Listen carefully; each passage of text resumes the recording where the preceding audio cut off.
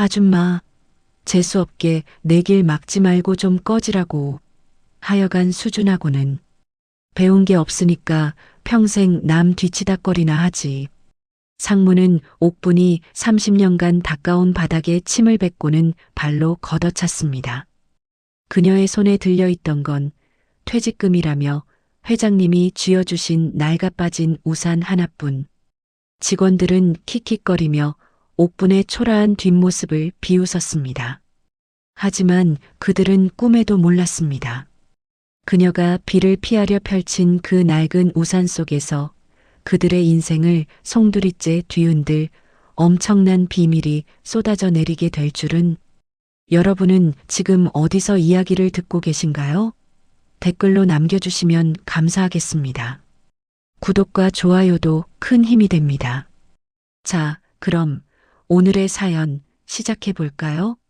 새벽 4시에 차가운 공기가 건물의 유리문을 타고 1층 현관으로 스며들고 있었어요. 김옥분이 납작한 껌칼을 손에 쥐고 대리석 바닥에 바짝 엎드렸습니다. 무릎 관절이 삐걱거리는 소리를 냈지만 옥분은 이를 악물고 바닥에 눌러붙은 검은 자국을 긁어냈어요. 30년 동안 이 건물 바닥을 제 집 안방보다 더 깨끗하게 닦아온 그녀의 마지막 출근 날이었습니다. 그때 또각또각 구두 굽소리가 날카롭게 로비를 울리며 다가왔어요. 박상무가 미간을 잔뜩 찌푸린 채 옥분의 곁을 지나치다 멈춰 섰습니다. 박상무가 옥분의 옆에 놓인 회색 플라스틱 물통을 구두코로 걷어차며 소리쳤습니다. 아침부터 재수없게 뭐하는 거야. 내 길 막지 말라고 했지. 와르르 쏟아진 구정물이 옥분의 낡은 작업화 위로 튀었습니다. 옥분이 화들짝 놀라며 바닥을 짚고 일어섰습니다. 그녀가 허리춤에 찬 걸레를 황급히 꺼내들며 박상무에게 고개를 숙였습니다. 죄송합니다, 상무님. 워낙 껌이 단단히 붙어서 떼느라 미쳐 오시는 걸 못 봤습니다. 옷은 괜찮으신가요? 박상무가 바짓단을 털어내며 혀를 찼습니다. 그가 손으로 코를 막고 옥분을 벌레 보듯 훑어보며 말했습니다. 하여간 수준하고는 오늘이 마지막이라며? 곱게 나갈 것이지 아침부터 사람 기분을 잡치게 해? 이래서 배우지 못한 사람들은 안 된다니까.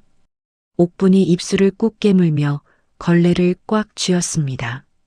가슴 속에서 뜨거운 것이 울컥 치밀어 올랐지만 30년을 참아온 것처럼 이번에도 꾹 눌러 담았어요.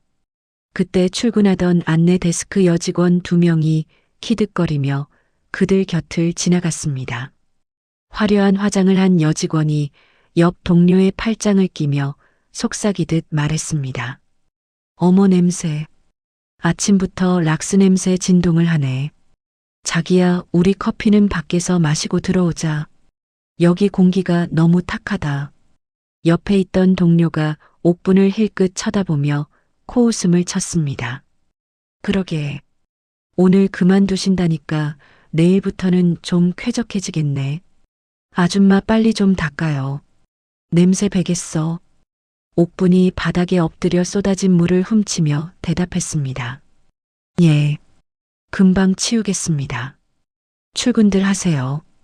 직원들이 엘리베이터 쪽으로 사라지자 옥분은 떨리는 손으로 물통을 바로 세웠습니다. 마지막 날까지 따뜻한 말 한마디 듣지 못하는 자신의 처지가 서러웠지만 옥분은 눈물을 보이지 않았어요.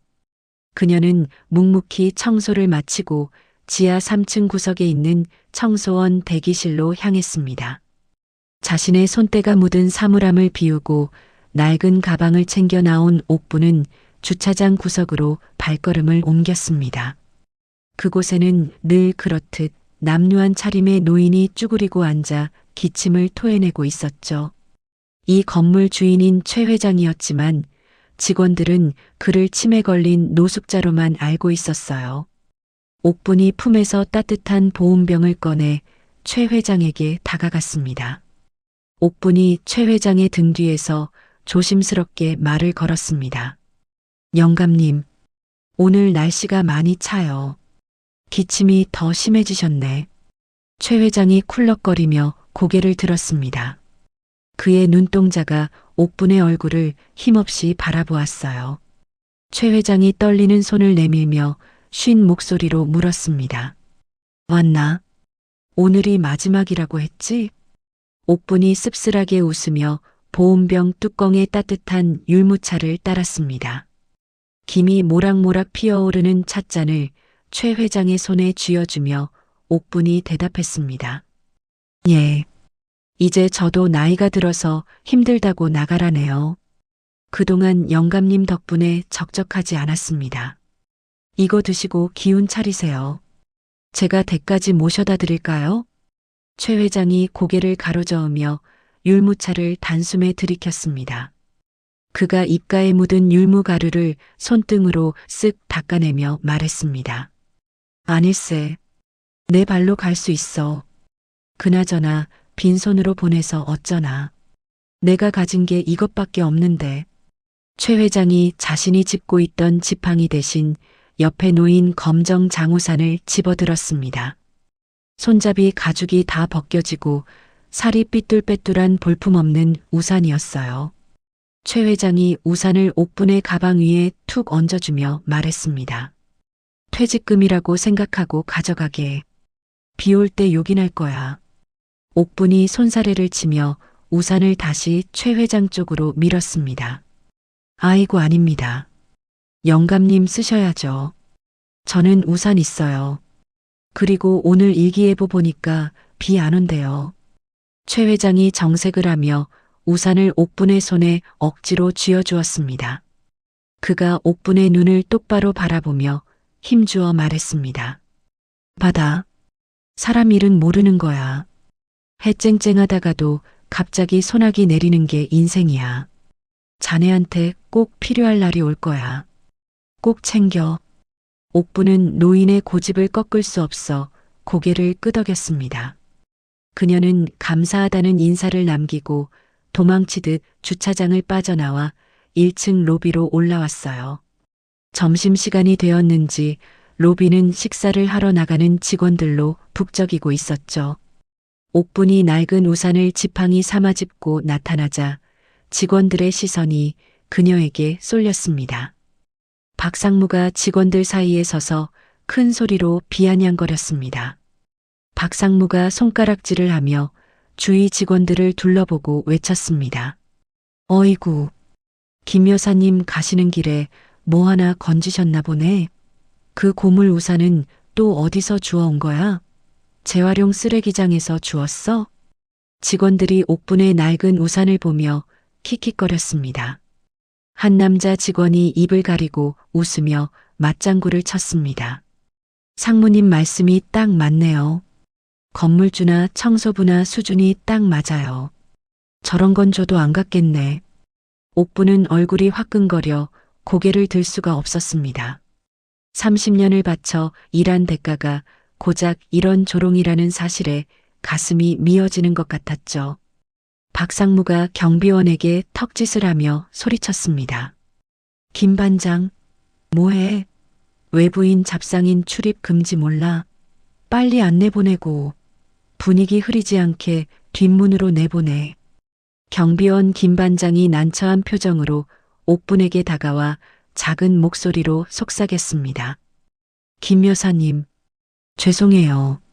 어서 가세요. 상무님 성격 아시잖아요. 옥분이 붉어진 눈시울로 김 반장을 바라보며 고개를 끄덕였습니다. 그녀는 박상무와 직원들을 향해 아무 말도 하지 않았어요.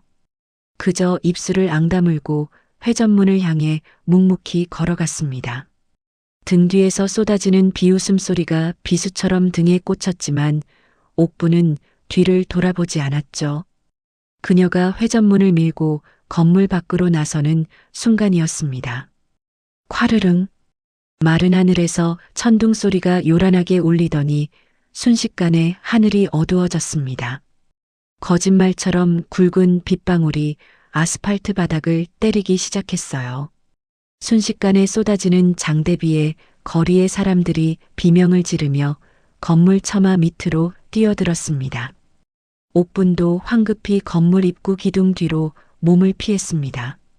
유리문 안쪽에서 박상무와 직원들이 당황하며 밖을 내다보는 모습이 보였어요. 그들은 우산이 없어 발을 동동 구르며 밖으로 나오지 못하고 있었죠. 옥부는 손에 들린 낡은 우산을 내려다보았습니다. 최 회장의 말이 귓가에 맴돌았어요. 자네한테 꼭 필요할 날이 올 거야. 옥부는 깊은 숨을 들이마시고 우산에 묶인 끈을 풀었습니다. 그녀는 건물 안의 사람들에게 보란 듯이 당당하게 거리로 나섰습니다. 그리고 우산의 버튼을 힘차게 눌렀습니다. 팡! 경쾌한 소리와 함께 검은색 우산이 활짝 펼쳐졌습니다. 비오는 잿빛 거리 위로 옥분의 낡은 우산이 펴지는 순간이었습니다. 투두둑. 우산이 활짝 펴짐과 동시에 묵직한 무언가가 옥분의 발등으로 떨어졌습니다.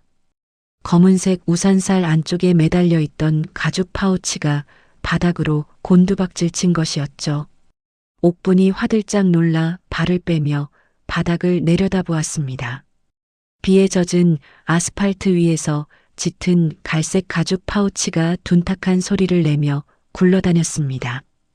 옥분이 주위를 두리번거리다 조심스럽게 파우치를 집어들었어요. 손에 묵직하게 잡히는 무게감이 예사롭지 않았습니다. 옥분이 빗물을 닦아내며 혼잣말로 중얼거렸습니다. 이게 뭐지? 영감님이 우산 속에 뭘 넣어두신 거야? 옥분이 떨리는 손으로 파우치의 지퍼를 천천히 열었습니다. 방수 비닐에 꼼꼼하게 쌓인 두툼한 종이 뭉치가 들어 있었어요. 옥분이 비닐을 벗기자 그 안에서 빳빳한 종이들이 모습을 드러냈습니다. 맨 위에 있는 서류를 본 옥분의 눈이 휘둥그레졌습니다.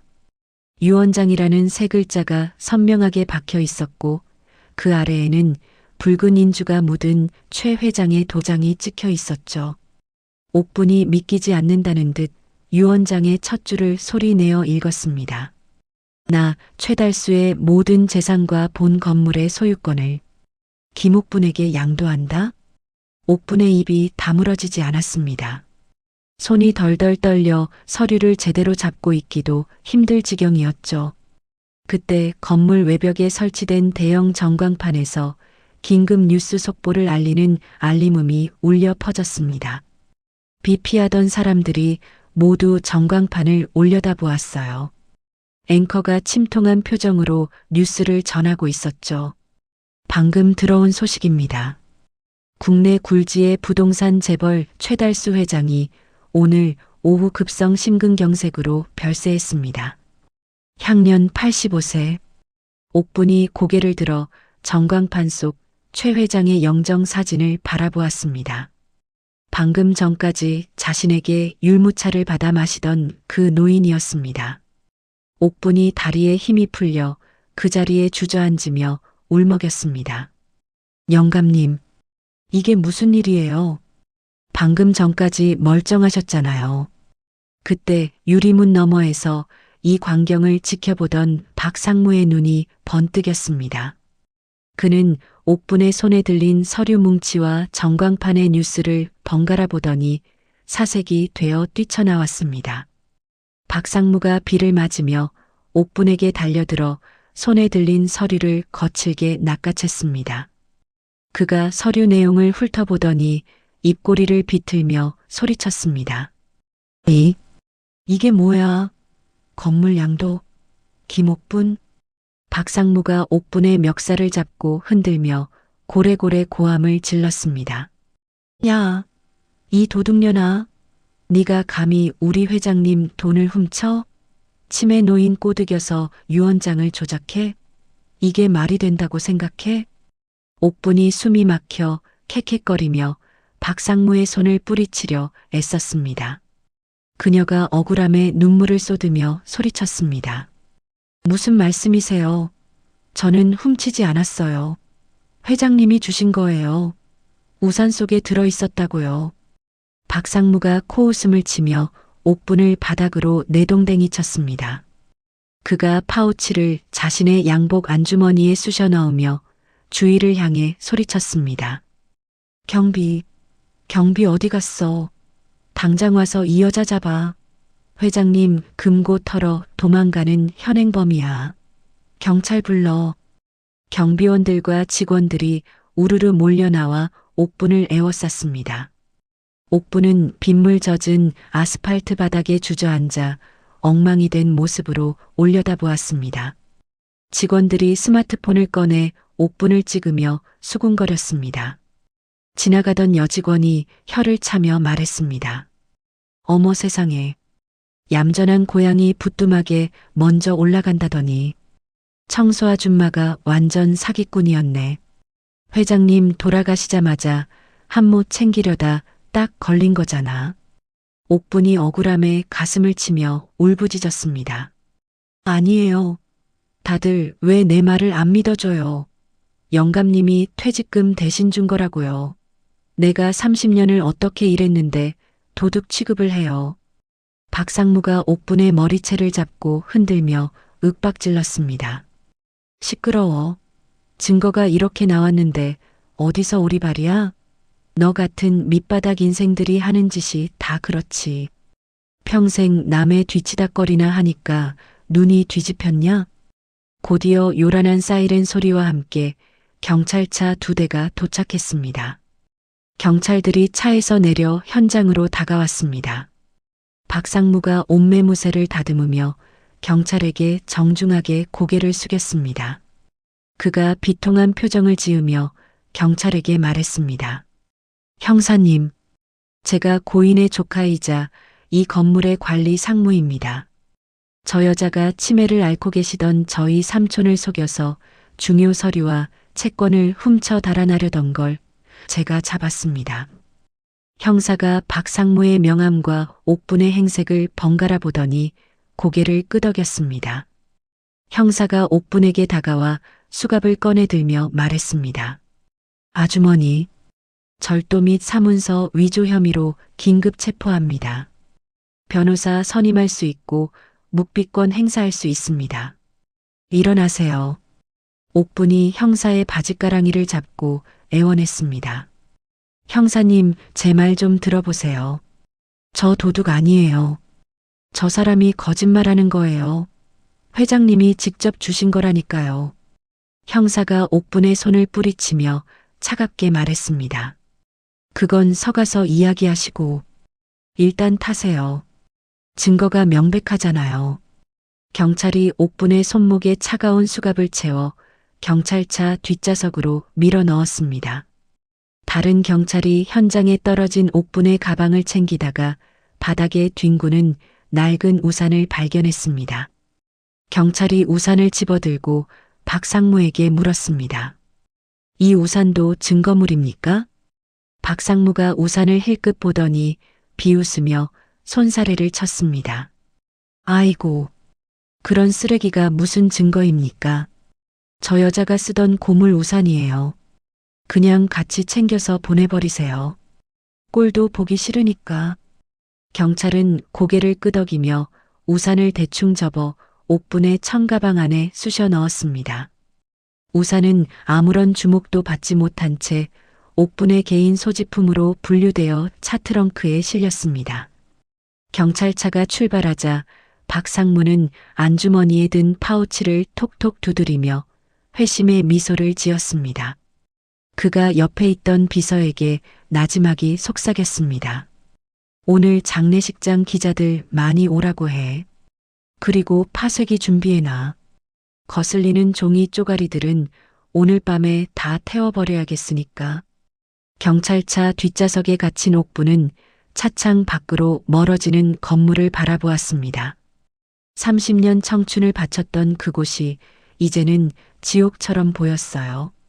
빗줄기는 점점 굵어져 차창을 때리고 옥분의 눈물도 빗물처럼 하염없이 흘러내렸습니다. 그녀가 수갑찬 손으로 얼굴을 감싸쥐며 흐느꼈습니다. 영감님, 저 좀 도와주세요. 저 억울해서 못 살아요. 제발이요. 차가운 유치장 바닥에서 올라오는 냉기가 옥분의 뼛속까지 파고들었습니다. 이틀 꼬박 갇혀 있었던 옥분의 얼굴은 반쪽이 되어 있었고 입술은 바싹 타들어가 있었죠. 철창 너머 책상에 앉아있던 담당 형사가 짜장면 그릇을 비우며 젓가락을 탁 내려놓았습니다. 형사가 이쑤시개로 이를 쑤시며 귀찮다는 듯 옥분을 향해 말했습니다. 아줌마, 이제 그만 고집 피우고 도장 찍으시죠. 박상무님이 선처해 주신다잖아. 절도 미수로 끝내면 집행유예로 나올 수도 있어. 왜 사서 고생을 해? 옥분이 쉰 목소리로 철창을 붙잡고 호소했습니다. 형사님, 저는 정말 훔치지 않았어요. 회장님이 주신 거라니까요. 왜 제 말은 하나도 안 믿어주세요? 형사가 콧방귀를 뀌며 의자를 뒤로 젖혔습니다. 증거가 없잖아요, 증거가. 박상무님이 가져오신 CCTV 보니까 아줌마가 새벽에 회장실 근처 기웃거리는 거 다 찍혔더만. 그리고 그 많은 채권을 회장님이 미쳤다고 청소부한테 줍니까? 상식적으로 말이 안 되잖아. 옥분은 가슴을 치며 답답함을 토해냈습니다. 그때 유치장 문이 열리고 말끔한 정장 차림의 박상무가 들어왔습니다. 그는 코를 막으며 유치장 냄새가 역하다는 듯 인상을 찌푸렸습니다. 형사가 벌떡 일어나 굽신거리며 자리를 비켜주었습니다. 상무님 오셨습니까? 아직도 자백을 안 하네요. 아주 독종입니다. 박상무가 옥분 앞으로 다가와 쭈그리고 앉아 비릿한 미소를 지었습니다. 그가 품에서 합의서 한 장을 꺼내 옥분 앞에 흔들어 보였습니다. 김 여사님, 여기서 이러고 있으면 아드님은 어떡해요? 우리 철수 씨가 이제 30이라지. 취직 준비한다면서요. 아들 이름이 나오자 옥분의 눈동자가 심하게 흔들렸습니다. 옥분이 떨리는 손을 뻗으며 소리쳤습니다. 우리 철수는 건드리지 마요. 걔는 아무것도 몰라요. 박상무가 혀를 차며 옥분의 손을 툭 쳐냈습니다. 그가 목소리를 낮춰 뱀처럼 속삭였습니다. 그러니까 도장 찍으라고. 어머니가 회사 돈 훔치다 감옥 갔다고 소문나면 철수 씨가 한국 바닥에서 취직이나 할 수 있겠어? 도둑년 아들 꼬리표 평생 달고 살게 하고 싶어? 옥분의 눈에서 굵은 눈물이 주르륵 흘러내렸습니다. 아들의 앞길을 막을 수도 있다는 공포가 그녀의 심장을 조여왔죠. 옥분이 바들바들 떨며 합의서를 향해 손을 뻗었습니다. 그때 박상무가 옥분의 귀에 대고 결정적인 한마디를 던졌습니다. 진작에 주제 파악을 했어야지. 회장님이 노망나서 실수한 걸 진짜 내 복이라고 착각했냐? 그 돈은 원래 내 거야. 넌 그냥 쓰레기나 줍던 대로 살라고. 그 말에 옥분의 손이 허공에서 멈췄습니다. 최 회장이 마지막으로 건네던 따뜻한 율무차의 온기가 떠올랐습니다. 자네한테 꼭 필요할 날이 올 거야. 옥분은 입술을 꽉 깨물고 박상무를 노려보았습니다. 그녀가 합의서를 낚아채더니 박상무의 얼굴을 향해 찢어 던졌습니다. 못해. 죽어도 못해. 내가 도둑질을 했으면 천벌을 받겠지만 난 떳떳해. 영감님이 너 같은 놈한테 재산 안 물려주려고 나한테 주신 거야. 우리 철수도 내가 죄 없다는 거 믿어줄 거야. 박상무의 얼굴이 울그락불그락해졌습니다. 그가 자리에서 벌떡 일어나며 넥타이를 거칠게 풀어 헤쳤습니다. 이 여편니가 진짜 돌았나? 좋아. 어디 평생 콩밥이나 먹어봐. 내일 당장 구속영장 청구해서 콩밥 질리도록 먹게 해줄 테니까. 박상무가 씩씩거리며 유치장을 빠져나갔습니다. 옥분은 그 자리에 주저앉아 찢어진 합의서 조각을 보며 하염없이 오열했습니다. 그렇게 또다시 차가운 밤이 지나고 아침이 밝았습니다. 옥분은 식음을 전폐한 채 벽에 기대어 힘없이 눈을 감고 있었죠. 그때 유치장 철창을 두드리는 소리가 들렸습니다.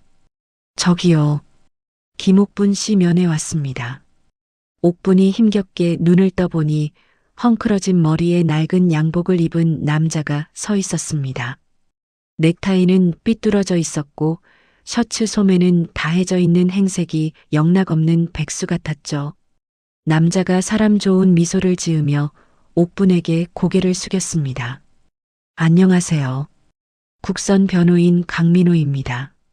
식사는 좀 하셨어요? 옥분이 힘없는 목소리로 대답했습니다. 변호사 필요 없어요. 저 돈도 없고 이미 다 끝났어요. 강민호가 주위를 살피더니 목소리를 낮추며 옥분에게 가까이 다가갔습니다. 그의 눈빛이 장난기를 거두고 진지하게 빛났습니다. 회장님이 끓여주시던 율무차가 참 맛있었는데, 그렇죠? 저도 그 맛을 못 잊어서 종종 찾아뵙거든요. 율무차라는 단어에 옥분의 눈이 번쩍 뜨였습니다. 옥분이 쇠창살을 붙잡고 자리에서 일어났습니다. 당신이 그걸 어떻게 알아요? 강민호가 씁쓸한 표정으로 낡은 양복 안주머니에서 낡은 학생증 사진 하나를 꺼내 보여주었습니다. 교복을 입은 어린 강민호와 최 회장이 환하게 웃으며 찍은 사진이었어요. 제가 회장님 도움으로 공부한 장학생입니다. 회장님이 돌아가시기 전날 저를 찾아오셨어요. 혹시라도 자신에게 무슨 일이 생기면 우산을 가져간 분을 꼭 찾아가라고 하셨습니다. 옥분의 다리가 풀리며 털썩 주저앉았습니다. 최 회장이 자신을 위해 안배를 해두었다는 사실에 가슴이 벅차올랐습니다. 강민호가 다급하게 물었습니다. 어머니, 우산요. 회장님이 주신 그 우산 어디 있습니까? 그게 제일 중요해요. 옥분이 떨리는 손으로 유치장 구석에 놓인 자신의 짐 보관함을 가리켰습니다. 그녀가 기억을 더듬으며 다급하게 외쳤습니다. 경찰들이 그건 쓰레기라고 압수도 안 했어요. 그냥 제 가방에 쑤셔 넣었어요. 저기 저 파란 청가방 안에 있어요. 강민호가 즉시 형사에게 달려가 영치 물품 반환을 요청했습니다. 형사는 귀찮다는 듯 투덜거리며 보관함 열쇠를 던져주었습니다. 아니거 국선 양반. 변호를 하려면 법전을 뒤져야지 왜 남의 짐을 뒤져요? 거기 뭐 금송아지라도 들었나? 강민호는 대꾸도 하지 않고 옥분의 낡은 가방을 열어젖혔습니다. 구겨진 작업복 사이로 검정 장우산의 손잡이가 보였습니다. 강민호가 안도의 한숨을 내쉬며 우산을 꺼내 들었습니다. 그가 유치장 창살 사이로 우산을 옥분에게 보여주며 물었습니다. 이거 맞죠? 회장님이 주신 거. 옥분이 고개를 끄덕이며 눈물을 글썽였습니다. 맞아요. 영감님이 비 올 때 꼭 쓰라고 주신 거예요. 강민호가 우산 손잡이를 잡고 천천히 아주 조심스럽게 시계 반대 방향으로 돌리기 시작했습니다. 뻑뻑하던 손잡이가 끼익 소리를 내며 조금씩 돌아갔습니다. 형사가 짜장면 그릇을 치우다 말고 그 모습을 멍하니 쳐다보았습니다. 아니 변호사 양반, 지금 뭐 하는 거야? 우산은 왜 분해를 해? 강민호의 이마에 식은땀이 맺혔습니다. 마침내 달각 소리와 함께 우산 손잡이 뚜껑이 분리되었습니다. 강민호가 손잡이를 뒤집자 그 안에서 손톱만한 검은색 물체와 작은 메모지 한 장이 톡 떨어졌습니다. 초소형 녹음기와 마이크로 SD카드였습니다. 강민호가 떨어진 증거물을 집어들며 옥분을 향해 환하게 웃었습니다. 찾았습니다, 어머니. 회장님이 어머니를 위해 남기신 진짜 유산이에요. 옥분은 입을 틀어막고 주저앉아 엉엉 소리내어 울었습니다. 최 회장의 얼굴이 사무치게 그리워지는 순간이었습니다. 강민호가 녹음기를 형사의 눈앞에 흔들어 보이며 차가운 목소리로 말했습니다. 형사님, 박상무에게 전화하시죠. 이제 상황이 완전히 뒤집혔다고요. 구속 적부심 신청할 거니까 서류 준비해 주세요. 형사의 얼굴이 사색이 되어 입을 떡 벌렸습니다. 유치장 안의 옥부는 가슴에 품고 있던 억울함이 눈 녹듯 사라지는 것을 느끼며 두 손을 모아 기도했습니다.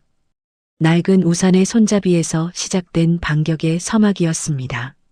며칠 뒤 서울 변두리에 위치한 강민호 변호사의 허름한 사무실에는 팽팽한 긴장감이 감돌고 있었습니다. 구속 적부심 심사를 통해 가까스로 풀려난 김옥분이 소파에 앉아 두 손을 꼭 모으고 있었죠. 그녀의 앞 탁자에는 유치장에서 찾아낸 낡은 우산의 손잡이와 그 안에서 나온 초소형 녹음기가 놓여 있었습니다. 강민호가 긴장된 표정으로 노트북에 연결된 스피커 볼륨을 높이며 말했습니다. 어머니, 마음 단단히 드세요. 회장님이 남기신 마지막 목소리입니다.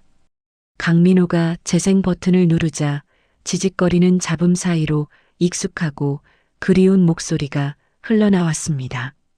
거기 빨간 버튼 누르면 녹음되는 거 맞나? 에잉, 기계가 뭐 이리 복잡해. 최 회장의 투박한 목소리에 옥분의 어깨가 들썩였습니다. 이어서 쾅 하고 문이 열리는 소리와 함께 박상무의 날카로운 고함이 스피커를 찢을 듯 울려 퍼졌습니다. 삼촌, 제발 고집 좀 그만 피우세요. 그깟 청소부 아줌마가 뭐라고 건물을 줍니까? 노망 나셨어요? 이놈, 어디서 말버릇이 그게야. 내 놈이 내 회사 돈 빼돌려서 도박판에 쏟아부은 거 내가 모를 줄 알아? 그러니까 유 원장 다시 쓰시라고요. 저한테 다 넘긴다고 도장만 찍으면 되는데 왜 매를 버세요? 내 눈에 흙이 들어가도 넌 안 돼. 내 전 재산은 내 유일한 친구였던 김옥분한테 줄 거야. 썩 나가지 못해. 녹음 파일이 끝나자 사무실 안에는 무거운 침묵만이 흘렀습니다. 옥분은 소파에 얼굴을 파묻고 꺼이꺼이 통곡했습니다. 자신을 위해 페류나 조카와 맞서 싸웠던 최 회장의 외로움과 진심이 사무치게 가슴을 때렸기 때문이죠. 강민호가 휴지를 뽑아 옥분의 손에 쥐어주며 나지막이 말했습니다. 들으셨죠? 회장님은 치매가 아니셨어요. 끝까지 어머니를 믿고 지키려 하셨던 겁니다. 이제 우리가 회장님의 뜻을 지켜드려야죠. 옥분이 눈물 젖은 눈으로 고개를 들었습니다. 그녀의 눈빛에서 두려움은 사라지고 단단한 결의가 타오르고 있었어요. 옥분이 눈물을 닦아내며 힘주어 말했습니다. 네 변호사님, 저 더 이상 안 울어요. 영감님 명예를 지키기 위해서라도 제가 꼭 이길 겁니다. 저 나쁜 놈 절대 용서 못해요. 같은 시각 도심의 화려한 로펌 사무실에서는 박상무가 유리잔을 집어 던지며 난동을 부리고 있었습니다. 뭐, 구속이 취소돼? 판사들이 다 미쳤어? 그 여자가 훔친 게 확실한데 왜 풀어주냐고. 박상무가 얼굴이 벌개져서 고래고래 소리를 질렀습니다. 그의 앞에는 국내에서 제일 비싸다는 대형 로펌의 변호사들이 쩔쩔매며 서 있었죠. 수석 변호사가 식은땀을 닦으며 조심스럽게 입을 열었습니다. 상무님, 진정하십시오. 불구속 상태에서 재판받는다고 무죄가 되는 건 아닙니다. 저희가 언론 쪽에 손을 써뒀습니다. 그 여자가 회장님 병세를 악용해 환심을 산 꽃뱀이었다고 기사를 내보내면 여론은 우리 편이 될 겁니다. 박상무가 넥타이를 거칠게 풀어헤치며 씩씩거렸습니다. 그가 변호사의 멱살을 잡고 흔들며 으르렁거렸습니다. 돈이 얼마가 들어도 상관없으니까 무조건 이겨. 그 청소부년이 내 건물 주인 행세하는 꼴은 내 눈에 흙이 들어가도 못 봐. 알았어? 변호사들이 일제히 고개를 숙이며 대답했습니다. 네, 명심하겠습니다. 재판장에서 아주 묵사발을 만들어 놓겠습니다. 시간은 빠르게 흘러 대망의 첫 재판 날이 밝았습니다. 법원 앞은 박상무가 부른 기자들과 구경꾼들로 인산인해를 이루고 있었죠. 검은색 승용차에서 내린 박상무는 기자들의 플래시 세례를 받으며 여유로운 미소를 지어 보였습니다. 그가 마이크를 들이대는 기자들을 향해 슬픈 표정을 연기하며 말했습니다. 돌아가신 삼촌을 생각하면 가슴이 찢어집니다. 평생 일구신 회사를 노리고 접근한 사람들에게 정의가 무엇인지 꼭 보여주겠습니다. 그때 웅성거리는 사람들 사이로 택시 한 대가 멈춰 섰습니다. 뒷문이 열리고 옥분이 내렸습니다. 그녀는 늘 입던 헐렁한 작업복 대신 시장에서 산 단정한 검은색 정장을 입고 있었어요. 화려하지는 않았지만 그녀의 표정은 그 어느 때보다 당당하고 기품이 넘쳤습니다. 옆에 선 강민호 변호사가 옥분의 어깨를 다독이며 속삭였습니다. 어머니, 긴장하지 마세요. 연습한 대로만 하시면 됩니다. 오늘은 어머니가 주인공이에요. 옥분이 굳게 담은 입술로 고개를 끄덕이며 법원 계단을 한 발 한 발 올라갔습니다. 재판정 안은 박상무 측 사람들로 가득 차 있었고 옥분을 향해 쏟아지는 시선들은 차갑기 그지없었죠. 재판장이 들어오고 엄숙한 분위기 속에서 재판이 시작되었습니다. 박상무 측 변호사가 자리에서 일어나 옥분을 향해 손가락질하며 공격을 시작했습니다. 피고인 김옥분은 고인의 판단력이 흐려진 틈을 타 접근했습니다. 평소 금전적으로 궁핍했던 피고인이 수천억 자산가인 고인을 유혹하여 유언장을 위조했을 가능성이 매우 높습니다. 그렇지 않고서야 피 한 방울 섞이지 않은 청소부에게 건물을 물려준다는 게 상식적으로 말이 됩니까? 방청석에서 웅성거리는 소리가 들려왔습니다. 사람들은 옥분을 흘끔거리며 역시 그렇겠지. 돈이 무섭네라며 수군거렸습니다. 옥분은 무릎 위에 놓인 주먹을 꽉 쥐었습니다. 판사가 옥분을 바라보며 물었습니다. 피고인 할 말 있습니까? 옥분이 자리에서 천천히 일어났습니다. 그녀의 목소리는 작지만 또렷하게 법정에 울려 퍼졌습니다. 저는 많이 배운 것도 없고 가진 것도 없습니다. 하지만 남의 것을 탐낸 적은 단 한 번도 없습니다. 회장님은 저에게 돈 많은 회장님이 아니라 그저 율무차 한 잔을 나눠 마시던 외로운 노인이셨습니다. 그분이 저에게 주신 건 건물이 아니라 사람에 대한 믿음이었습니다. 옥분의 진심 어린 호소에 법정의 소란이 잠시 잦아들었습니다. 박상무가 코웃음을 치며 변호사에게 눈짓을 보냈습니다. 상대 변호사가 비웃으며 다시 입을 열었습니다. 감정에 호소하는 연기는 그만하시죠. 증거가 있습니까? 회장님이 제정신으로 줬다는 증거가 있냐고요. 그때 강민호가 자리에서 벌떡 일어나며 외쳤습니다. 증거 여기 있습니다. 강민호가 증거물 보관 상자에서 낡은 우산을 꺼내 들었습니다. 법정 안의 모든 시선이 그 볼품없는 우산에 집중되었습니다. 박상무가 저게 뭐야 하는 표정으로 인상을 찌푸렸습니다. 강민호가 판사를 향해 정중하게 말했습니다. 재판장님, 이 우산은 고인이 피고인에게 직접 건넨 유품입니다. 그리고 이 안에 이 사건의 진실을 밝혀줄 결정적인 열쇠가 들어 있습니다. 강민호가 우산을 법정 중앙의 화상 제시기로 가져갔습니다. 그가 우산 손잡이를 잡고 천천히 돌리기 시작했습니다. 기익기익. 마찰음이 정적을 깨고 법정에 울려 퍼졌습니다. 박상무의 눈이 점점 커지더니 이내 불안감에 동공이 흔들리기 시작했습니다. 설마, 아니야, 설마 저 고물 단지에 뭐가. 딸깍.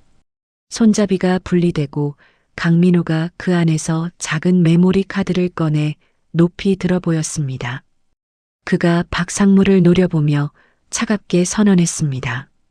지금부터 고 최달수 회장님의 진짜 유언을 이 법정에 계신 모든 분께 들려드리겠습니다.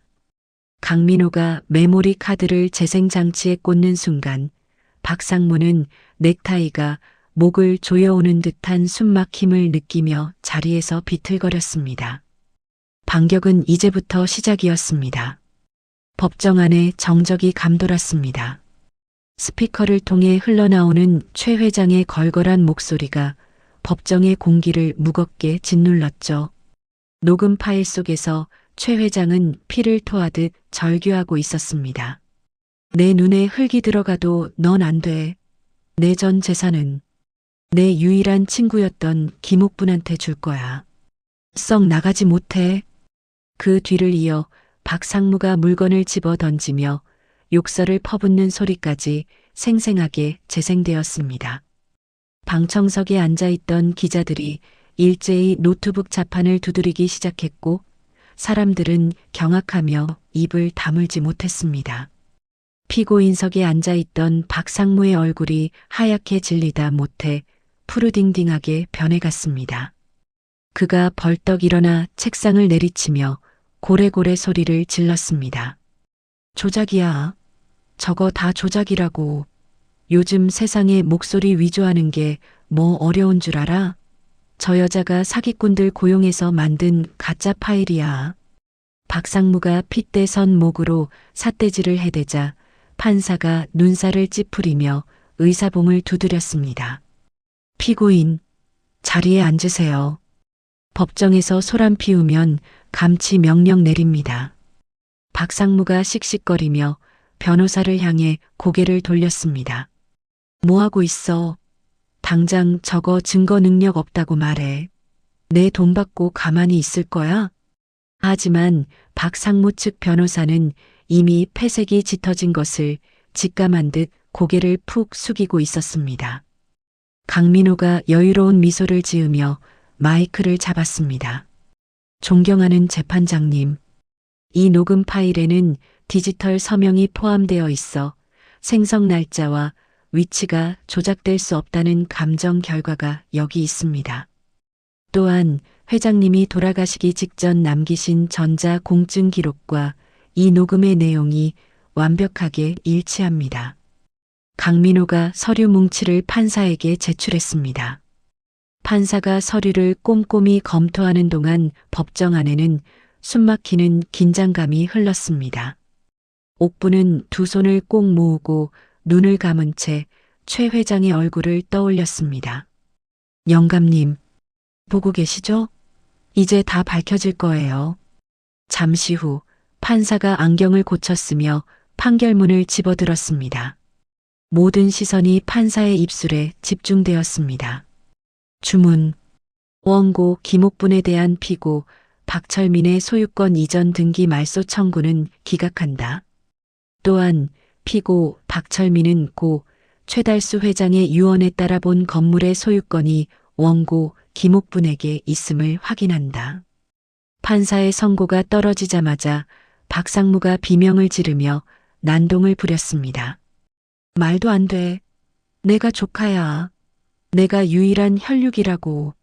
저 천한 청소부년이 어떻게 건물주가 돼. 이거 무효야. 판사가 단호한 표정으로 법정 경위들에게 손짓했습니다. 피고인은 반성의 기미가 전혀 없고 증거인멸 및 무고, 혐의가 매우 짙으므로 법정 구속합니다. 끌어내세요. 경위들이 달려들어 박상무의 양팔을 결박했습니다. 박상무가 발버둥을 치며 옥분을 향해 저주를 퍼부었습니다. 김옥분, 네가 무사할 것 같아? 내 건물 내놔.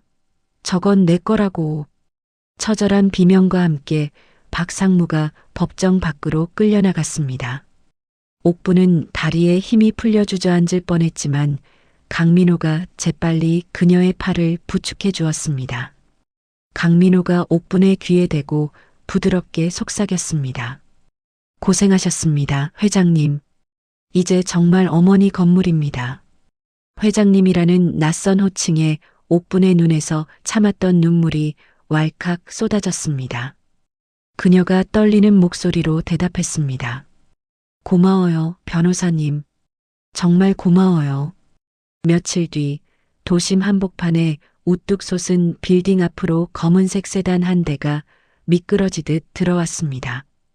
회전문 앞에는 관리소장을 비롯해 안내 데스크 직원들, 경비원들이 일렬로 도열해 있었죠. 그들의 얼굴은 하나같이 사색이 되어 있었고 다리는 사시나무 떨듯 떨리고 있었습니다. 운전석에서 내린 강민호가 뒷문을 열자 세련된 정장 차림의 옥분이 구두굽 소리를 내며 내렸습니다. 더 이상 낡은 작업화에 락스 냄새나는 작업복을 입은 청소부 김 씨가 아니었습니다. 오셨습니까, 회장님?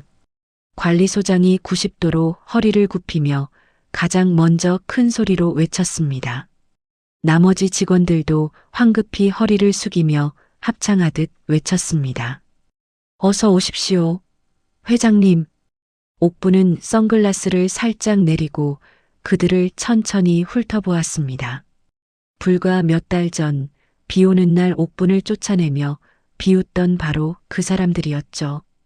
옥분이 안내 데스크 여직원들 앞으로 다가가 멈춰 섰습니다. 화려한 화장을 했던 여직원이 고개를 들지 못한 채 입술만 달달 떨고 있었습니다. 옥분이 차가운 목소리로 물었습니다. 아직도 냄새가 나나? 락스 냄새 때문에 커피 맛이 떨어진다고 했었지. 아마. 여직원이 기겁하며 무릎을 털썩 꿇었습니다. 그녀가 옥분의 바짓단을 잡고 울먹이며 빌었습니다. 죄송합니다, 회장님. 제가 미쳤었나 봐요. 죽을 죄를 지었습니다. 제발 용서해 주세요. 옆에 있던 다른 직원들도 줄줄이 무릎을 꿇고 손이 발이 되도록 빌기 시작했습니다. 관리소장이 이마를 바닥에 찌우며 애원했습니다. 회장님, 저희는 그저 박상무가 시키는 대로 했을 뿐입니다. 목구멍이 포도청이라 어쩔 수 없었습니다. 한 번만 살려주십시오. 옥부는 그들의 비굴한 모습을 보며 씁쓸한 표정을 지었습니다. 강자를 보면 꼬리를 흔들고 약자를 보면 이빨을 드러내는 그들의 본성이 안타까울 뿐이었죠. 옥분이 한숨을 내쉬며 강민호에게 눈짓을 보냈습니다. 강민호가 서류 가방에서 두툼한 서류 뭉치를 꺼내 직원들 앞에 던졌습니다. 자, 다들 주목하세요. 여기 계신 분들 전원, 위증죄와 명예훼손, 그리고 횡령 방조 혐의로 고소장이 작성되어 있습니다. 지금 당장 경찰서로 가서 조사를 받으셔도 됩니다. 직원들의 얼굴이 흙빛으로 변했습니다. 감옥에 갈 수도 있다는 공포에 여기저기서 통곡 소리가 터져 나왔습니다. 변호사님, 제발요. 처자식이 있습니다. 감옥만은 안 됩니다. 강민호가 안경을 치켜 올리며 옥분을 바라보았습니다. 옥분이 팔짱을 끼고 엄한 목소리로 말했습니다. 감옥 가기 싫으면 다른 방법이 딱 하나 있긴 해. 직원들이 눈을 번쩍 뜨며 옥분을 쳐다보았습니다. 옥분이 손가락으로 로비 구석에 있는 화장실을 가리키며 말했습니다. 앞으로 1년 동안 내가 하던 일을 자네들이 나눠서 해. 화장실 청소, 계단 껌떼기, 분리수거까지. 월급은 최저 시급이야. 만약 하루라도 게으름을 피우거나 불평하면 그 즉시 고소장은 접수될 거야. 어때 할 텐가? 직원들은 서로의 얼굴을 쳐다보며 망설였습니다. 양복 입고 펜대만 굴리던 그들에게 화장실 청소는 상상도 못할 굴욕이었으니까요. 강민호가 손목 시계를 보며 재촉했습니다. 시간이 없네요. 3초 안에 결정 안 하시면 바로 경찰 부르겠습니다. 하나, 둘. 하겠습니다. 하겠습니다, 회장님. 관리소장이 가장 먼저 손을 들고 외쳤습니다. 그러자 나머지 직원들도 앞다퉈 청소하겠다고 소리쳤습니다. 감옥에 가는 것보다는 낫다는 절박함이 그들의 자존심을 꺾은 것이었죠. 옥분이 만족스러운 듯 고개를 끄덕였습니다. 좋아. 그럼 지금 당장 옷 갈아입고 와. 1층 남자 화장실 변기가 많이 막혔던데 소장 자니가 가서 뚫어. 잠시 후 말끔한 양복을 입었던 직원들이 헐렁한 작업복과 장화 차림으로 나타났습니다. 서로 눈치만 보며 쭈뼛거리는 그들에게 옥분이 대걸레와 고무장갑을 하나씩 쥐어주었습니다. 관리소장이 뚫어뻥을 들고 울상을 지은 채 화장실로 뛰어들어가는 모습을 보며 옥분은 통쾌한 미소를 지었습니다. 그것은 단순한 복수가 아니라 땀 흘려 일하는 노동의 가치를 모르는 이들에게 주는 옥분만의 참교육이었죠. 직원들이 땀을 뻘뻘 흘리며 바닥을 닦기 시작하자 옥분은 엘리베이터를 타고 최상층 회장실로 향했습니다. 박상무가 차지하고 있던 거만하고 화려한 집기들은 이미 다 치워버린 상태였습니다. 옥분은 텅 빈 사무실 중앙에 놓인 최 회장이 생전에 쓰던 낡은 가죽 의자에 조심스럽게 앉아보았습니다. 창밖으로 서울 시내의 전경이 한눈에 들어왔습니다.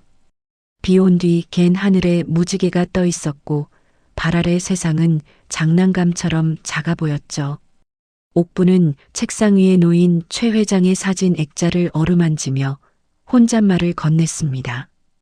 영감님, 저 약속 지켰어요. 이 건물, 영감님 뜻대로 정말 어려운 사람들 돕고 따뜻하게 품어주는 곳으로 만들게요. 지켜봐 주세요. 옥분의 눈가에 촉촉한 물기가 맺혔습니다. 그때 노크 소리와 함께 강민호가 결제 서류를 들고 들어왔습니다. 회장님, 결제하실 게 산더미입니다. 직원들 복지 개선안이랑 임대료 인하 계획서입니다. 옥분이 눈물을 쓱 닦고 환하게 웃으며 만년필을 집어들었습니다. 그래요. 우리 신나게 일 한번 해봅시다. 옥분이 서류에 힘차게 도장을 찍었습니다. 창밖으로 쏟아지는 햇살이 옥분의 어깨를 따뜻하게 감싸 안았습니다. 그녀의 인생에서 가장 빛나는 오후가 시작되고 있었습니다. 옥분이 건물주가 된 지도 어느덧 계절이 바뀌어 찬 바람이 불기 시작했습니다. 우산 빌딩은 옥분의 상생 경영 덕분에 입주민들의 웃음소리가 끊이지 않는 활기찬 곳으로 변모해 있었죠. 하지만 호사다마라고 했던가요? 평화롭던 옥분의 일상에 예고 없는 먹구름이 몰려오고 있었습니다. 어느 날 오후 옥분이 회장실에서 결제 서류를 검토하고 있을 때였습니다. 요란한 엔진 배기음 소리가 창문 너머로 들려왔습니다. 옥분이 창가로 다가가 내려다보니 새빨간 스포츠카 한 대가 로비 현관 앞에 삐딱하게 멈춰 서는 것이 보였습니다. 차 문이 열리고 명품으로 머리부터 발끝까지 휘감은 젊은 남자가 내렸습니다. 선글라스를 끼고 껄렁하게 껌을 씹는 남자, 옥분의 하나뿐인 아들 김철수였습니다. 철수가 로비로 들어서자 청소를 하던 직원들이 흠칫 놀라며 길을 비켰습니다. 철수가 선글라스를 벗으며 직원들에게 거드름을 피웠습니다. 어이, 거기 아저씨. 발레 파킹 안 해? 회장님 아들이 왔는데 서비스가 왜 이래? 직원들이 당황하여 쭈뼛거리자 철수가 혀를 차며 엘리베이터로 향했습니다. 잠시 후 회장실 문이 벌컥 열리며 철수가 들어왔습니다. 엄마, 나왔어. 와, 우리 엄마 진짜 출세했네. 이 뷰 좀 봐라. 끝내주네. 옥분이 놀란 눈으로 자리에서 일어났습니다. 연락 한 통 없다가 1년 만에 나타난 아들의 모습이 반가우면서도 어딘가 낯설게 느껴졌기 때문입니다. 옥분이 철수에게 다가가 팔을 잡으며 물었습니다. 철수야, 너 그동안 어디 갔었니? 전화는 왜 안 받고? 그리고 저 차는 또 뭐고? 철수가 옥분의 손을 슬쩍 뿌리치며 소파에 털썩 주저앉았습니다. 그가 테이블 위에 다리를 올리며 능글맞게 웃었습니다. 에이 엄마 아들이 오랜만에 왔는데 반겨주지는 못할 망정 취조부터 해? 나도 이제 사업 좀 해보려고 준비 중이었지. 엄마 건물주 됐다며? 뉴스 보고 알았네. 아들한테는 비밀로 하고 너무 섭섭하다. 옥분의 가슴 한구석이 욱신거렸습니다. 가난 때문에 제대로 뒷바라지 못해준 미안함이 늘 부채감처럼 남아 있었으니까요. 옥분이 철수의 손을 잡으며 부드럽게 말했습니다. 미안하다. 정신이 없어서 그랬어. 밥은 먹었니? 얼굴이 왜 이렇게 헬쑥해? 철수의 눈동자가 순간 불안하게 흔들렸지만 그는 이내 표정을 감추며 배를 문질렀습니다. 배고파 죽겠어. 엄마, 나 카드 하나만 줘봐. 밥도 먹고 사업 미천도 좀 필요해서 그래. 나 이번에 진짜 대박 아이템 건졌거든. 코인인데 이게 상장만 되면 몇백 배는 기본이야. 옥분의 표정이 어두워졌습니다. 또다시 헛된 꿈을 꾸는 아들이 걱정스러웠지만 오랜만에 본 아들을 빈손으로 돌려보낼 수는 없었죠. 옥분이 지갑에서 법인 카드를 꺼내 철수의 손에 쥐어주며 당부했습니다. 이거 밥 사 먹고 옷 사 입는 데만 써야 한다. 이상한 데 쓰면 바로 정지시킬 거야. 알았지? 철수가 카드를 낚아채며 환호성을 질렀습니다. 그가 옥분의 볼에 뽀뽀를 하는 신용을 하며 너스레를 떨었습니다. 역시 우리 회장님 최고. 내가 뻥튀기해서 효도 제대로 할게. 나간다. 철수가 바람처럼 사라진 뒤 옥분은 왠지 모를 불안감에 가슴을 쓸어내렸습니다. 하지만 철수는 옥분의 걱정보다 훨씬 더 깊은 수렁에 빠져 있었습니다.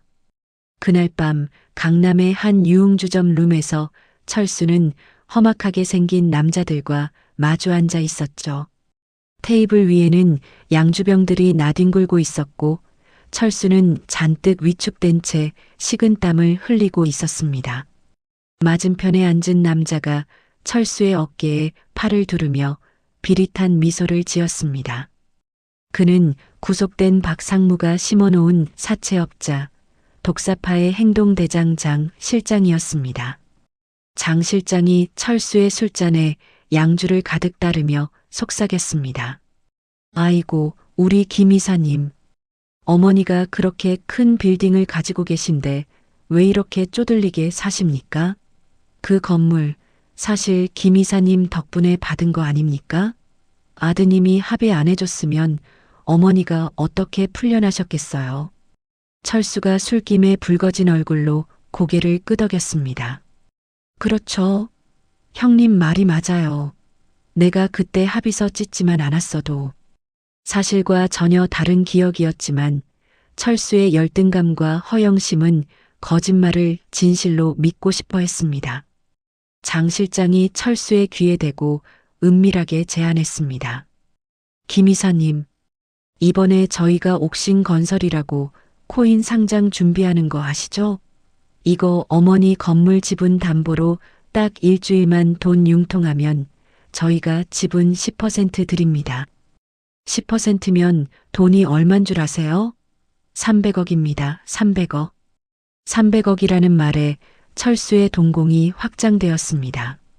그 돈이면 평생 어머니 눈치 안 보고 떵떵거릴 수 있다는 생각에 이성이 마비되어 버렸죠. 철수가 침을 꼴깍 삼키며 물었습니다. 정말입니까? 근데 엄마가 절대 허락 안 할 텐데. 장 실장이 사악한 미소를 지으며 서류 봉투를 내밀었습니다. 에이, 어머니 몰래 효도하는 셈 치는 거죠. 딱 일주일만 쓰고 돌려놓으면 아무도 모릅니다. 저희가 필요한 건 어머니 인감 도장하고 신분증뿐이에요. 김 이사님 능력으로 그 정도는 식은 죽 먹기 아닙니까? 철수는 잠시 망설였지만 눈앞에 아른거리는 300억의 환상에 홀려 고개를 끄덕이고 말았습니다. 다음 날 새벽 철수는 옥분의 집에 몰래 들어갔습니다. 옥분은 곤히 잠들어 있었고 안방 화장대 서랍에는 옥분의 핸드백이 놓여 있었죠. 철수는 죄책감에 손이 떨렸지만 이를 악물고 핸드백을 열었습니다. 인감도장과 신분증을 꺼내 주머니에 넣는 순간 잠꼬대인지 옥분이 뒤척이며 중얼거렸습니다. 철수야, 밥 먹고 다녀라. 철수는 흠칫 놀라 동작을 멈췄지만 옥분은 다시 깊은 잠에 빠져들었습니다. 어머니의 잠꼬대조차 철수의 탐욕을 막지는 못했습니다. 철수는 도둑고양이처럼 살금살금 집을 빠져나와 대기하고 있던 장 실장의 차에 올라탔습니다. 차 안에서 장 실장이 인감도장을 확인하고는 껄껄 웃었습니다. 역시 김 이사님, 결단력이 대단하십니다. 자, 여기 위임장이랑 연대 보증 서류에 도장만 찍으시면 끝입니다. 철수는 서류 내용을 제대로 읽어보지도 않고 떨리는 손으로 인감도장을 쾅쾅 찍었습니다. 그 도장이 자신의 인생을 나락으로 떨어뜨릴 낙인이라는 것도 모른 채 말이죠. 도장을 다 찍자마자 차 문이 열리고 덩치 큰 사내들이 들이닥쳤습니다. 철수가 당황하며 소리쳤습니다. 형님? 이 사람들이 왜? 장 실장의 표정이 순식간에 악기처럼 변했습니다. 그가 철수의 뺨을 사정없이 후려갈겼습니다. 짝! 누가 내 형님이야? 이 멍청한 새끼야. 눈칫밥 말아먹었냐? 철수가 입안이 터져 피를 흘리며 바닥으로 고꾸라졌습니다. 장 실장이 철수의 머리채를 잡고 흔들며 윽박질렀습니다. 내 놈 덕분에 건물은 이제 우리 거다. 넌 이제 쓸모없으니 좀 조용히 해줘야겠다. 사내들이 철수의 눈을 안대로 가리고 입에 재갈을 물렸습니다.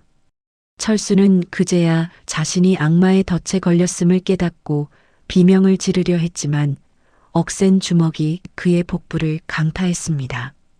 철수는 고통 속에 의식을 잃고 어디론가 끌려갔습니다. 같은 시각 옥부는 사무실에서 이상한 전화를 받았습니다. 주거래 은행 지점장이 다급한 목소리로 전화를 걸어온 것이었죠. 회장님, 큰일 났습니다. 방금 대부업체에서 회장님 건물을 담보로 300억 대출 신청이 들어왔습니다.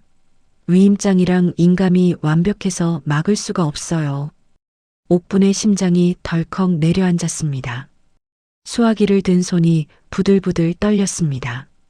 그게 무슨 소리예요? 내가 도장을 준 적이 없는데 누가? 그때 옥분의 개인 휴대폰으로 메시지 하나가 도착했습니다. 동영상 파일이었습니다. 옥분이 떨리는 손으로 영상을 재생하자 끔찍한 장면이 화면 가득 펼쳐졌습니다. 폐공장 바닥에 피투성이가 된 채 묶여있는 철수가 울부짖고 있었습니다. 엄마, 살려줘. 나 좀 살려줘. 엄마. 그리고 카메라 뒤에서 변조된 음성이 흘러나왔습니다. 아드님이 빚보증을 아주 크게 서셨네. 오늘 밤 10시까지 현금 10억 준비해서 혼자 와라. 경찰 부르면 아들놈 장기는 해외로 수출될 줄 알아. 옥부는 비명을 지르며 휴대폰을 떨어뜨렸습니다. 하늘이 무너지는 것 같은 절망감이 그녀를 덮쳤습니다. 하지만 옥부는 주저앉아 울고만 있을 수 없었습니다. 그녀는 어머니였으니까요. 옥분이 입술을 깨물어 피를 내며 자리에서 벌떡 일어났습니다. 그녀의 눈빛이 매섭게 빛나기 시작했습니다. 그것은 자식을 잃을 위기에 처한 어미 사자의 눈빛이었습니다. 비 내리는 밤 재개발 지구의 폐공장은 흉물스러운 괴물처럼 입을 벌리고 있었습니다. 가로등 하나 없는 칠흑 같은 어둠 속으로 옥분의 차가 미끄러지듯 들어섰습니다. 옥분은 차 안에서 잠시 숨을 고르며 조수석에 놓인 낡은 등산 배낭을 바라보았습니다. 현금 10억 대신 옥분이 챙긴 것은 그녀가 30년 동안 현장에서 쓰던 손때 묻은 작업 도구들이었죠. 옥분이 핸들을 꽉 쥐며 나지막이 중얼거렸습니다. 철수야, 조금만 기다려라. 엄마가 금방 갈게. 옥분은 차에서 내려 빗속을 뚫고 공장 입구로 걸어갔습니다. 등에 맨 배낭이 묵직하게 어깨를 짓눌렀지만 그녀의 발걸음에는 망설임이 없었습니다. 녹슨 철문이 끼익 소리를 내며 열리자 공장 안쪽에서 희미한 불빛이 새어나왔습니다. 습한 곰팡이 냄새와 비릿한 쇠 냄새가 코를 찔렀습니다. 공장 중앙의 텅 빈 공간에 덩치 큰 사내들이 쇠파이프를 들고 옥분을 기다리고 있었습니다. 그들 뒤로 의자에 묶인 채 피투성이가 된 철수의 모습이 보였습니다. 철수가 옥분을 보자마자 쉰 목소리로 울부짖었습니다. 엄마, 엄마, 오지 마. 여기 위험해. 장 실장이 철수의 뒤통수를 툭 치며 비릿하게 웃었습니다. 그가 옥분에게 다가와 손을 내밀었습니다. 오셨습니까, 회장님? 약속대로 혼자 오셨네요? 경찰 냄새는 안 나는 것 같고. 돈은 가져오셨겠죠? 옥분이 젖은 머리카락을 쓸어 넘기며 차분한 눈빛으로 장 실장을 노려보았습니다. 그녀가 등 뒤에서 배낭을 벗어 바닥에 쿵소리가 나게 내려놓았습니다. 현금 10억이 들었다기엔 묵직하고 둔탁한 금소금이 공장 안에 울려 퍼졌습니다. 돈은 거기 있어. 내 아들부터 풀어줘. 장 실장이 눈짓을 보내자 부하 한 명이 배낭으로 다가갔습니다. 그 사이 옥분의 시선은 장 실장 너머 공장 구석에 있는 낡은 배전반을 향해 있었습니다. 30년 전 옥분은 이 공장이 돌아갈 때 이곳에서 식당 일을 하며 밥을 배달했었습니다. 어디에 비상전원이 있고 어디가 개구멍인지 그녀의 머릿속에는 지도가 그려져 있었죠. 부하가 배낭 지퍼를 여는 순간 옥분이 소리쳤습니다. 지금이야.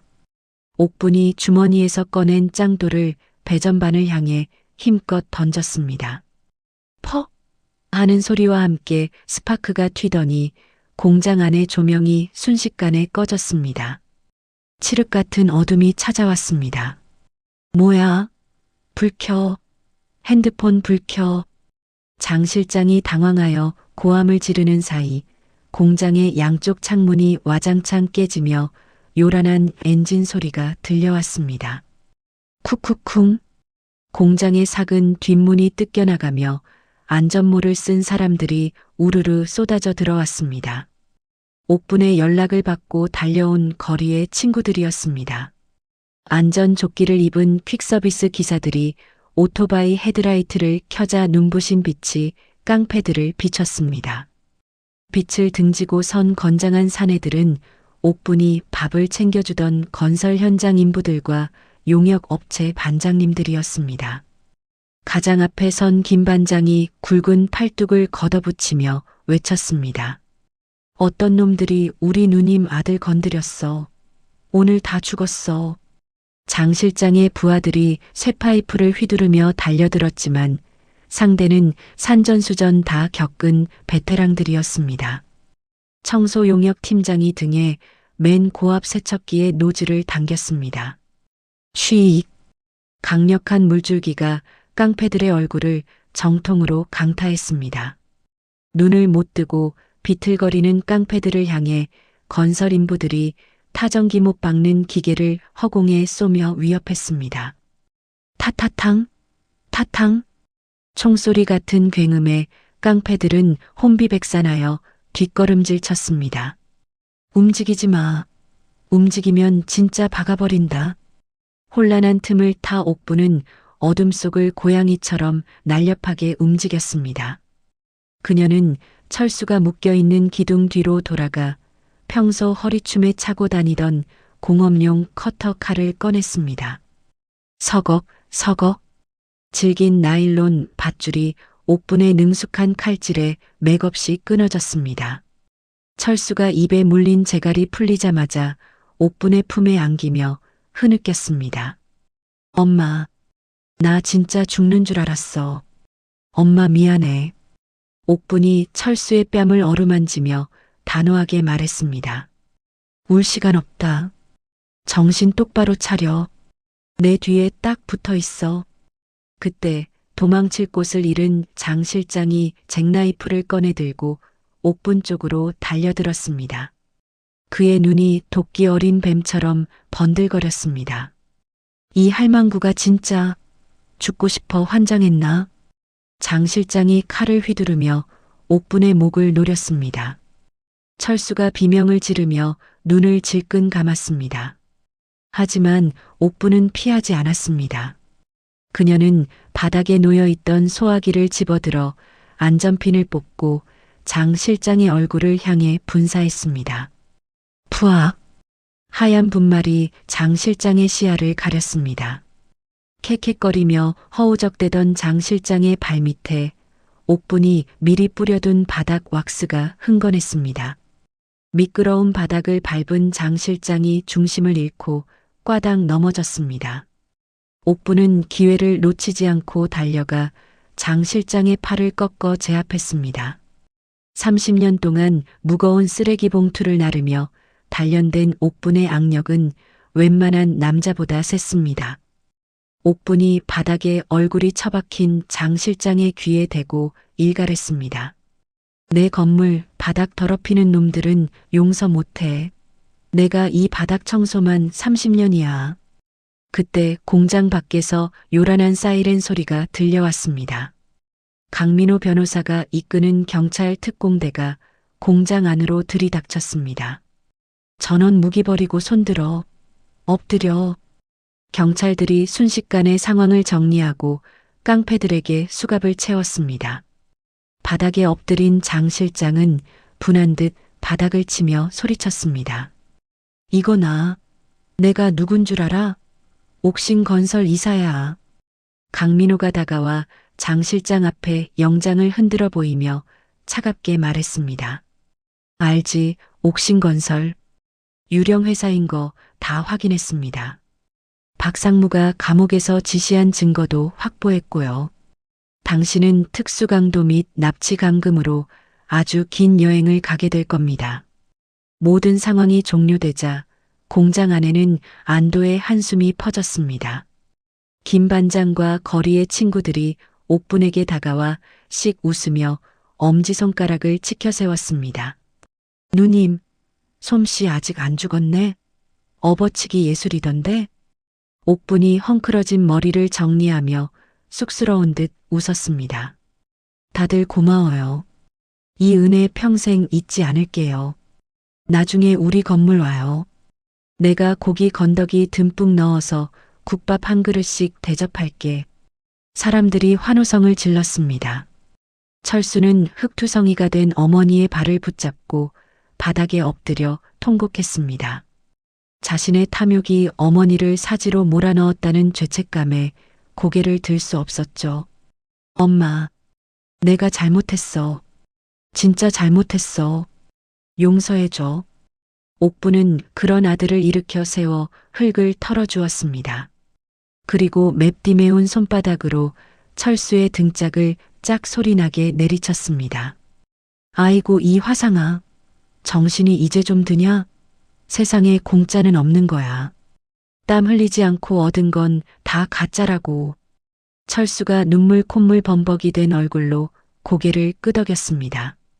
옥분은 퉁명스럽게 말했지만 떨고 있는 아들을 자신의 낡은 점퍼로 감싸 안았습니다. 비는 그쳤지만 옥분의 옷은 땀과 빗물로 흠뻑 젖어 있었습니다. 하지만 그녀의 품은 그 어느 때보다 따뜻하고 단단했습니다. 경찰차의 경광등 불빛이 번쩍이는 가운데 옥분과 철수 그리고 그들을 지켜준 든든한 친구들의 그림자가 폐공장의 벽 위로 길게 드리워졌습니다. 가진 것 없는 이들의 연대가 만들어낸 작지만 위대한 승리의 밤이었습니다. 계절은 돌고 돌아 다시 찬 바람이 옷깃을 여미게 하는 늦가을이 찾아왔습니다. 모든 사건이 마무리되고 1년이라는 시간이 흘렀죠. 뉴스에서는 박상무에게 징역 15년이 확정되었다는 소식이 짧게 흘러나오고 있었습니다.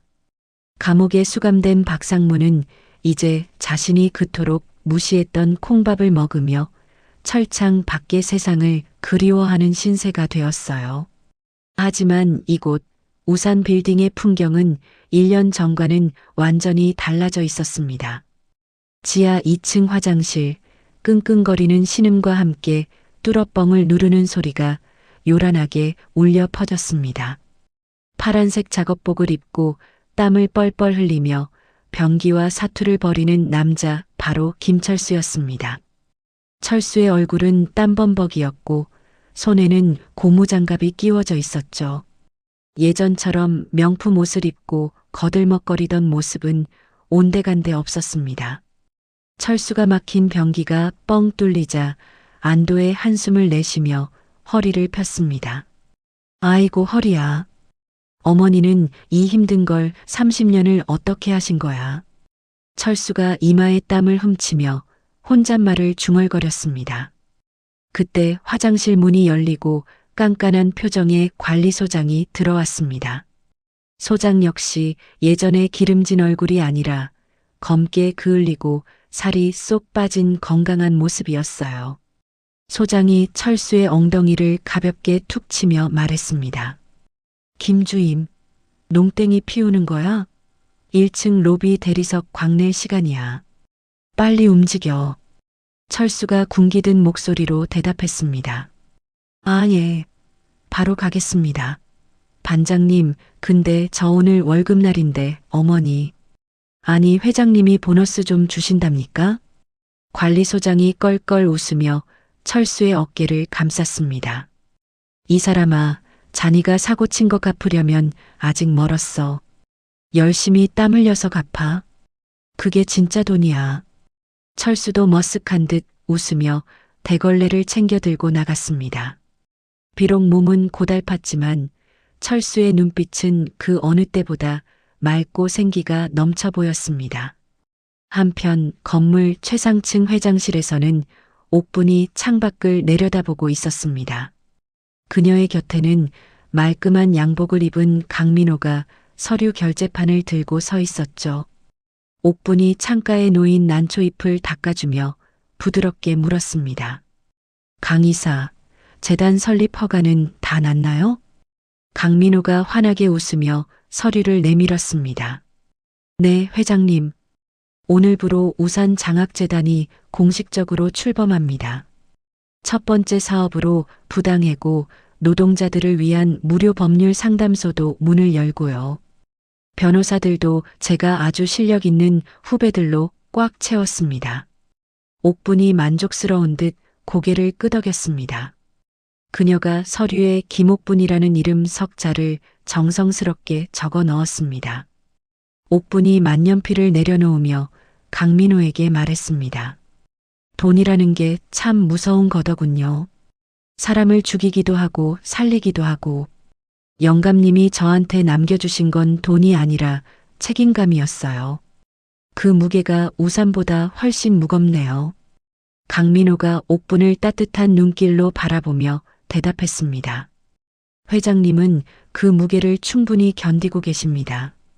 최 회장님도 하늘에서 흐뭇하게 보고 계실 겁니다. 그날 저녁 건물 로비에서는 조촐하지만 뜻깊은 파티가 열렸습니다.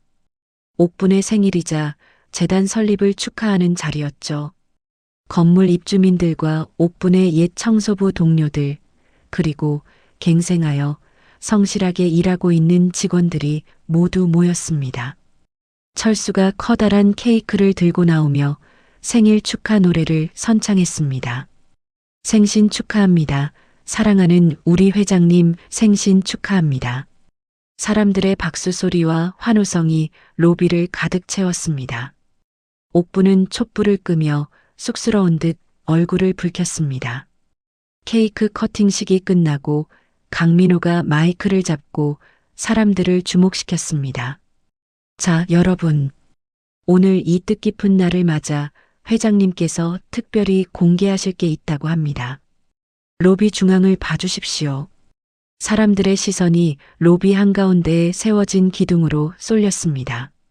붉은색 벨벳 천이 거치자 투명한 강화 유리 진열장 안에 들어있는 물건이 모습을 드러냈습니다. 그것은 화려한 보석도 값비싼 골동품도 아니었습니다. 살이 삐뚤빼뚤하고 손잡이 가죽이 벗겨진 낡은 검정 장우산 하나였습니다. 사람들이 웅성거리며 의아해하자 옥분이 진열장 앞으로 걸어 나왔습니다. 그녀가 우산을 어루만지듯 유리를 쓰다듬으며 말했습니다. 다들 이게 뭔가 싶으시죠? 쓰레기통에나 들어갈 고물 우산이니까요. 하지만 저에게는 세상 무엇보다 귀한 보물입니다. 가장 힘들고 비참했던 날 저를 지켜주었던 유일한 지붕이었으니까요. 좌중이 숙연해지며 옥분의 말에 귀를 기울였습니다. 옥분이 눈시울을 붉히며 말을 이어갔습니다. 비 오는 날 우산이 없어서 비를 맞아본 사람은 압니다. 누군가 씌워주는 우산 하나가 얼마나 고맙고 따뜻한지를요.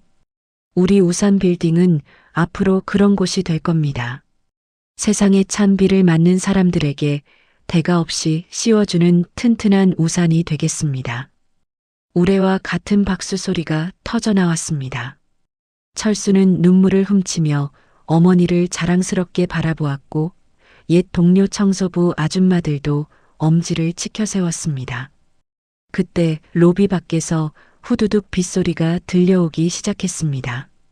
1년 전 그날처럼 예고 없는 소나기가 내리기 시작한 것이었죠. 파티가 끝나고 사람들이 하나둘 돌아간 뒤 옥부는 홀로 로비의 남아밖을 내다보고 있었습니다. 빗줄기는 점점 굵어져 도시를 회색빛으로 물들이고 있었어요. 그때 회전문 앞에서 안절부절 못하며 서성이는 한 청년이 옥분의 눈에 들어왔습니다. 낡은 양복에 다해진 구두를 신은 청년은 면접을 보고 왔는지 잔뜩 주눅이 든 어깨를 하고 있었죠. 우산이 없어 비가 그치기만을 기다리며 발을 동동 구르는 모습이 꼭 1년 전의 옥분을 보는 것 같았습니다. 옥분은 우산꽂이에 꽂혀 있던 자신의 노란색 우산을 집어들었습니다. 그리고 회전문을 밀고 밖으로 나갔습니다. 차가운 비바람이 불어왔지만 옥분은 아랑곳하지 않고 청년에게 다가갔습니다. 옥분이 청년의 머리 위로 우산을 씌워주자 청년이 깜짝 놀라 뒤를 돌아보았습니다. 감사합니다. 근데 저 우산 없는데. 청년이 당황하여 말을 더듬었습니다. 옥분은 인자한 미소를 지으며 청년의 손에 우산 손잡이를 쥐어주었습니다. 따뜻한 온기가 청년의 손으로 전해졌습니다. 그냥 쓰고 가요.